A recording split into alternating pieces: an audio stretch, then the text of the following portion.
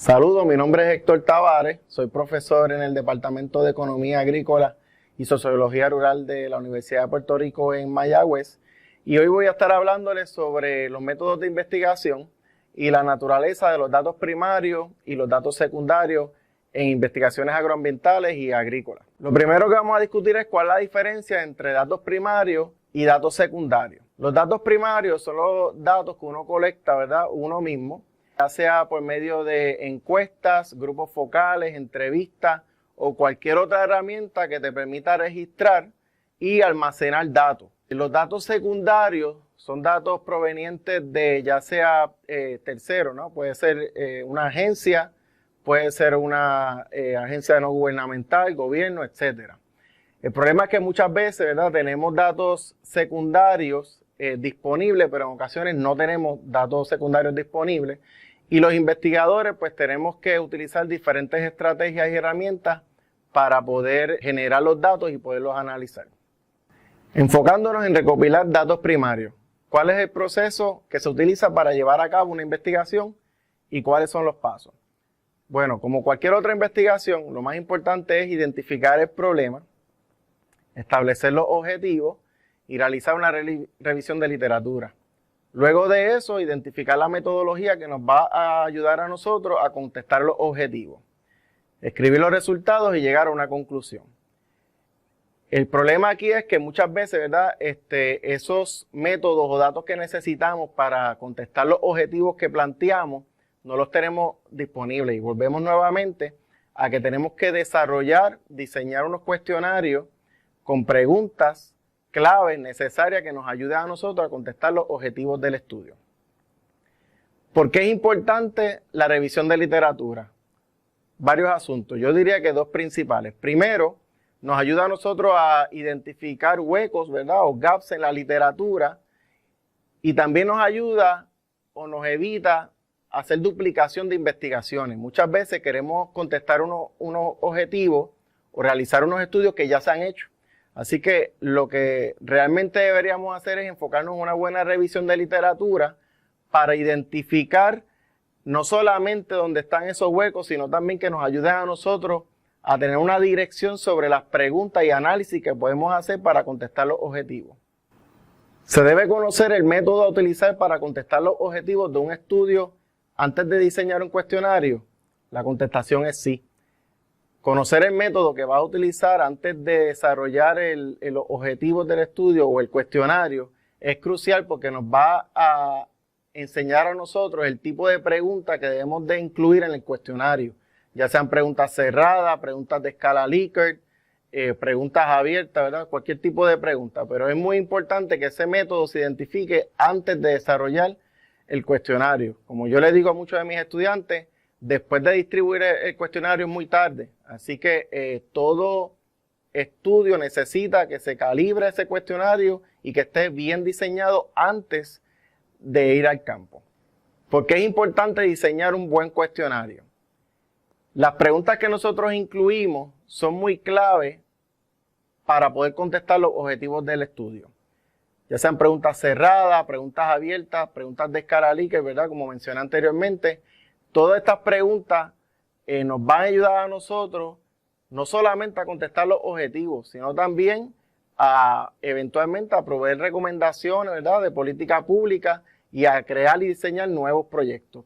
Así que no solamente es importante enfocarnos en una sola objetivo, sino también diseñar un cuestionario cabalmente que nos ayude a nosotros a llegar a esos resultados y conclusiones que en muchas ocasiones esos resultados son esperados.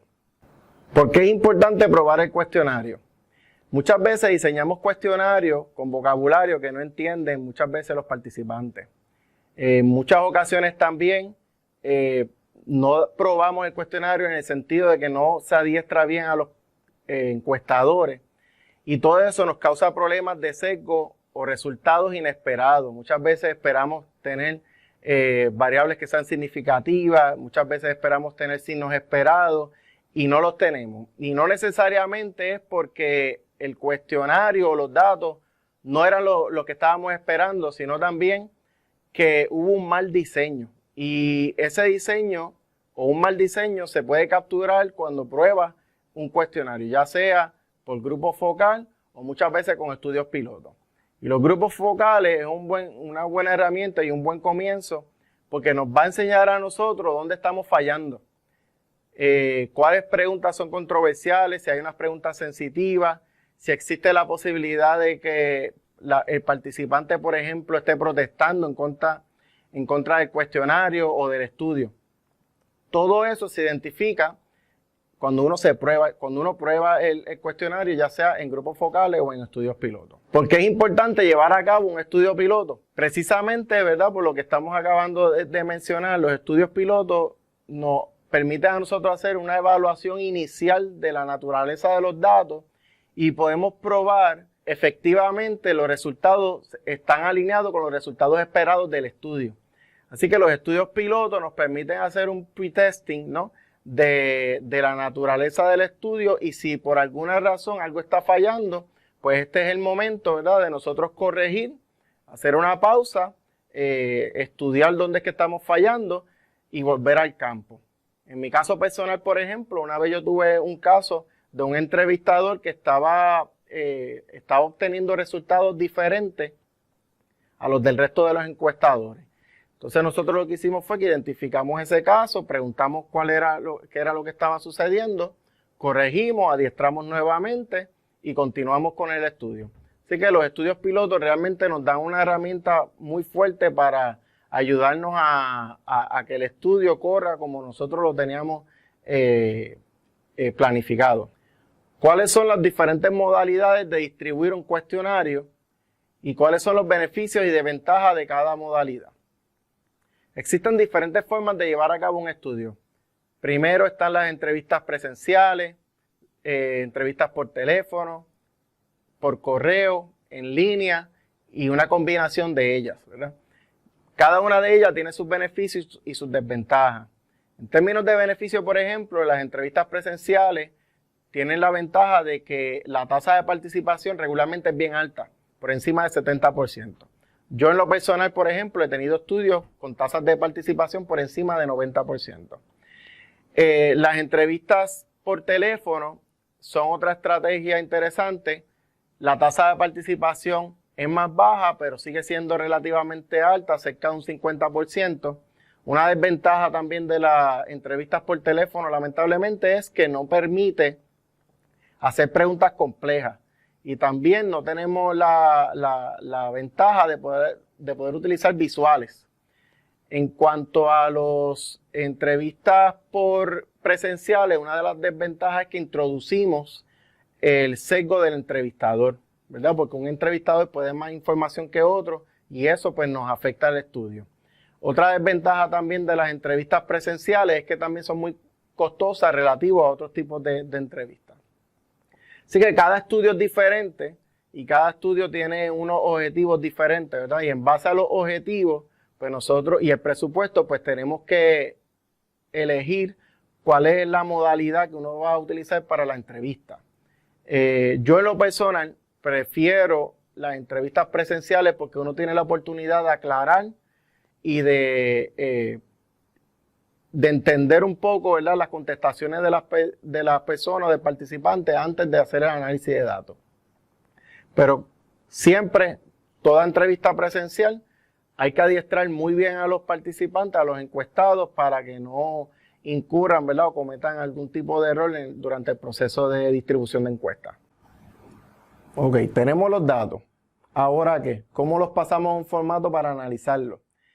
Pues como yo le digo a mis estudiantes, una cosa es que nosotros tengamos los datos en un papel o un papel contestado con todas las preguntas que diseñamos, y otra cosa, ¿verdad? Otro asunto es que tengamos ya los datos en una base de datos listos para analizar. Así que lo primero que tenemos que hacer es identificar una base de datos como Excel, por ejemplo, que nos permita a nosotros entrar los datos y poderlos analizar. Las variables que son continuas regularmente son fáciles de entrar porque es un número, como por ejemplo la edad, ¿qué edad tiene usted? Usted le entra, ¿verdad?, 21, 35, 60 años, la edad que tenga el participante. Lo mismo pasa con el número de dependientes, ¿verdad? Puede tener un dependiente, 0, 5 dependientes. En el caso de variables categóricas son un poco más complejas y hay que tener una guía para uno poder codificarlas. Por ejemplo, la educación de la persona, ¿verdad? Del participante. Si tiene, por ejemplo, escuela secundaria, bachillerato, maestría, doctorado, pues entonces usted tiene que codificar ese tipo de contestación. Y le asigna, por ejemplo, un 1 si tiene escuela secundaria, un 2 si tiene bachillerato, 3 si tiene maestría, 4 si tiene doctorado, ¿verdad? Eso no es una forma única de codificarlo. Usted puede empezar con el 0, por ejemplo, y el rango de educación, pues eso lo elige usted como investigador. Las preguntas de escala Likert, por ejemplo, también es otro ejemplo de eso, que usted tiene que codificarlo, ¿verdad? Las preguntas de escala Likert son aquellas, por ejemplo, que preguntan qué tan importante piensa usted que son los servicios ecosistémicos, por ejemplo, que da un bosque, ¿verdad? Y usted dice, ¿qué tan importante es para usted la purificación del agua? Y usted contesta, muy importante, importante, regular, algo importante o nada importante. ¿O qué tan importante para usted es la contaminación o digamos, la belleza escénica que provee el bosque? Y usted vuelve y contesta, muy importante, importante, regular, algo o nada importante. Ese tipo de contestación también la puede codificar de la misma forma que codificó la variable de educación que le acabo de mencionar, ¿verdad? Así que usted puede codificar, por ejemplo, 1 si contestó muy importante, 2 si contestó importante, 3 si contestó regular y así sucesivamente, ¿verdad? Así que, en resumen, usted debería tener una guía, ¿verdad? Una rúbrica que lo ayude a usted a codificar cada una de las variables en una base de datos y una vez tenga la base de datos, entonces puede proceder a analizarlo. ¿Qué tipo de pruebas se utilizan para analizar los datos? Es una pregunta muy común en muchos de los seminarios que yo he estado y la contestación no es tan fácil porque va a depender de los objetivos del estudio y de la naturaleza de las preguntas que se incluyeron en el cuestionario, que esas preguntas a su vez están basadas en función de los objetivos que se establecieron. Así que cada estudio es diferente y no podemos decir que hay una prueba única para contestar, para analizar los datos. Entre ellas, ¿verdad? Están las pruebas estadísticas, están las pruebas T, la chi cuadrado, ANOVA, etcétera. Pero el resumen es que va a depender mucho de la naturaleza de los datos y de las preguntas que se incluyeron. En cuanto a los modelos econométricos, por ejemplo, si usted tiene una variable dependiente que es continua, ¿verdad? Usted puede empezar, por ejemplo, con los modelos de mínimos cuadrados ordinarios. Hay unas cuantas suposiciones que tiene que probar. En caso que estas suposiciones no se cumplan, usted puede hacer algunas transformaciones. Y también existen otros modelos que no son mínimos cuadrados ordinarios, no es el único, ¿verdad? Están las regresiones por cuantiles. Si su variable, por ejemplo, es dicotómica, puede utilizar modelos Logic, modelos Probit. En el caso de tener variables dependientes que sean categóricas, están los modelos multinomiales, Logic multinomial. Y si son categóricas que tienen un orden, puede utilizar el modelo Logic ordenado. Pero nuevamente, decir una prueba en particular para analizar los datos, pues es muy difícil porque va a depender de los objetivos y la naturaleza de las preguntas que está evaluando. Algunas recomendaciones generales para investigadores que utilizan cuestionarios y recopilan datos de campo.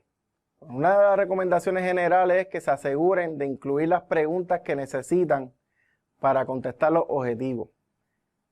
Es mejor incluir preguntas de más que preguntas de menos, ¿verdad? Esa es la primera recomendación. La segunda recomendación es que adiestren bien a los entrevistadores que van a recopilar esos datos, ¿verdad? Ustedes quieren respuestas, contestaciones que sean basadas en la información que se ofrece en el cuestionario.